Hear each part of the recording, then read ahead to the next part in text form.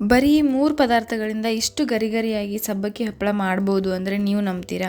ಒಮ್ಮೆ ಈ ವಿಡಿಯೋ ಪೂರ್ತಿಯಾಗಿ ನೋಡಿ. ಹಲೋ ಫ್ರೆಂಡ್ಸ್, ವೆಲ್ಕಮ್ ಟು ನಂದಾ ಸವಿರುಚಿ. ನಾನಿವತ್ತು ಮತ್ತೆ ಇನ್ನೊಂದು ಹಪ್ಪಳದ ರೆಸಿಪಿ ಜೊತೆ ಬಂದಿದ್ದೀನಿ. ನಾನು ಆಗಲೇ ನನ್ನ ಚಾನಲ್ನಲ್ಲಿ 2 ಹಪ್ಪಳದ ರೆಸಿಪಿ ಹಾಕಿದ್ದೀನಿ. ಡಿಸ್ಕ್ರಿಪ್ಷನಲ್ಲಿ ಲಿಂಕ್ ಹಾಕಿರ್ತೀನಿ, ಹೋಗಿ ನೋಡಿ. ಬನ್ನಿ ಈಗ ಬರೀ 3 ಪದಾರ್ಥಗಳಿಂದ ಸಬ್ಬಕ್ಕಿ ಅಥವಾ ಸಾಬೂದಾನ ಅಂತಲೂ ಕೂಡ ಕರಿಬಹುದು ಹಪ್ಪಳ ಹೇಗೆ ಮಾಡೋದು ನೋಡೋಣ.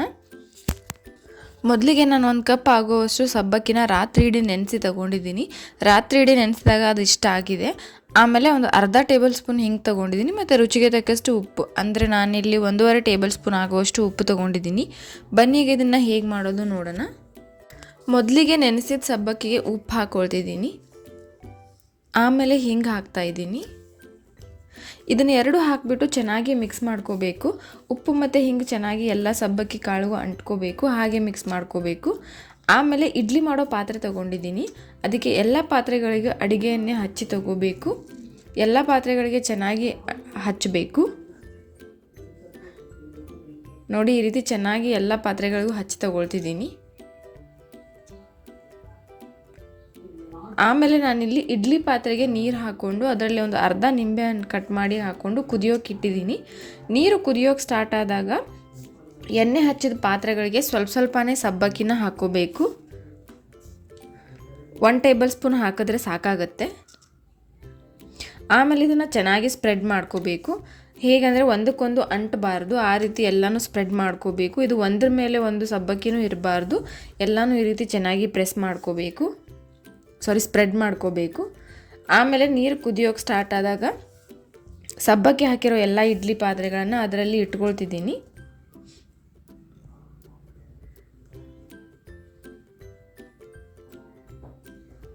ಆಮೇಲೆ ಇದನ್ನು ಲಿಡ್ ಕ್ಲೋಸ್ ಮಾಡ್ತಾ ಇದ್ದೀನಿ. ಲಿಡ್ ಕ್ಲೋಸ್ ಮಾಡಿ ಒಂದು 10 ರಿಂದ 15 ನಿಮಿಷಗಳ ಕಾಲ ಇದನ್ನು ಬಿಡ್ತಾ ಇದ್ದೀನಿ. ಒಂದು 10 ರಿಂದ 15 ನಿಮಿಷಗಳ ಕಾಲ ಆದಮೇಲೆ ಲಿಡ್ ಓಪನ್ ಮಾಡಿದ್ರೆ ಇದು ಈ ರೀತಿಯಾಗಿ ಬೆಂದಿರುತ್ತೆ. ಆಮೇಲೆ ಇದನ್ನು ಒಂದು ಚಾಕುದಿಂದ ಸೈಡಲ್ಲೆಲ್ಲ ಈ ರೀತಿ ಬಿಡಿಸಿ ತೊಗೊಳ್ತಿದ್ದೀನಿ. ಇದು ಈಸಿಯಾಗಿ ಬರುತ್ತೆ, ಎಣ್ಣೆ ಹಚ್ಚಿರೋದ್ರಿಂದ ಬೇಗ ಈಸಿಯಾಗಿ ಬರುತ್ತೆ. ನಾನು ಇದೇ ರೀತಿ ಎಲ್ಲ ಪಾತ್ರೆದನ್ನು ತೆಗೆದು ತೊಗೊಳ್ತಿದ್ದೀನಿ.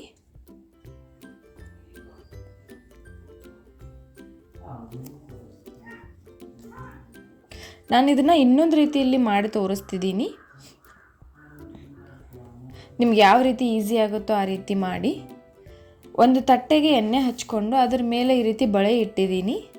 ಬಳೆ ಯಾಕೆ ಇಟ್ಟಿದ್ದೀನಿ ಅಂದರೆ ರೌಂಡ್ ಮಾಡ್ಕೊಳ್ಳೋಕ್ಕೆ ಈಸಿ ಆಗುತ್ತೆ ಅಂತ ಬಳೆ ಯೂಸ್ ಮಾಡ್ತಾ ಇದ್ದೀನಿ ನಾನಿಲ್ಲಿ.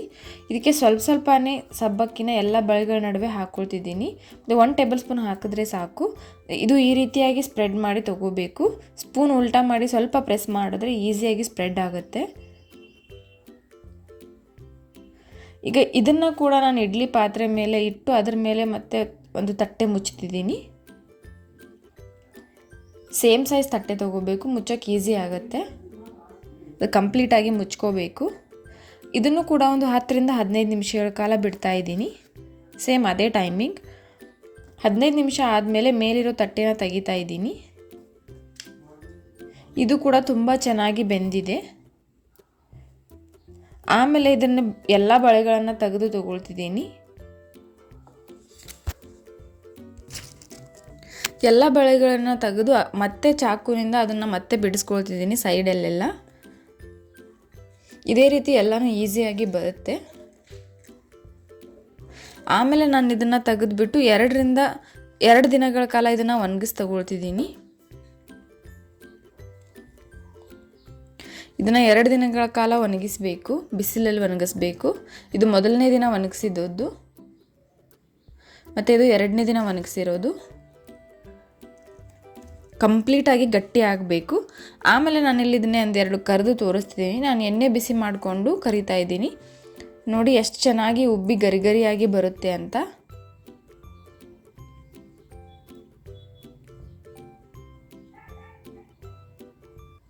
ತುಂಬ ದೊಡ್ಡದಾಗಿ ಬರುತ್ತೆ ಇದು, ಮತ್ತು ತುಂಬ ಗರಿಗರಿಯಾಗಿ ತುಂಬ ಕ್ರಿಸ್ಪಿಯಾಗಿರುತ್ತೆ.